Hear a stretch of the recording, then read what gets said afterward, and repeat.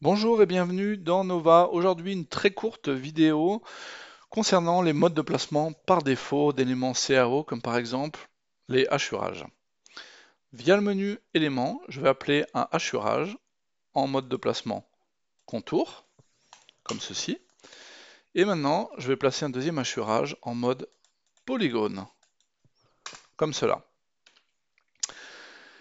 Si j'essaie par exemple d'effectuer un clic droit nouveau depuis un hachurage existant, Nova va systématiquement me proposer le paramétrage par défaut contour. Je vais maintenant vous montrer comment vous allez pouvoir vous créer votre propre objet via les bibliothèques personnelles avec paramétrage par défaut de type polygonal. Donc pour cela, j'ai besoin d'une bibliothèque personnelle, ici, et j'ai besoin de la barre d'outils bibliothèque que vous allez pouvoir activer depuis le menu Vue, barre d'outils, Généralité, Bibliothèque. Je vais maintenant appeler la fonction hachurage, soit via le menu éléments, soit via un clic droit nouveau. Et alors que la fonction est active, c'est-à-dire que je n'ai pas encore validé mon objet, le placement de mon objet, vous voyez que le deuxième icône de la barre d'outils maintenant n'est plus grisé.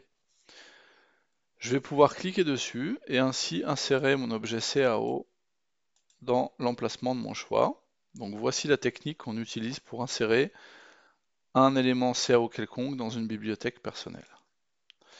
Maintenant, je vais par exemple renommer mon hachurage, mode de placement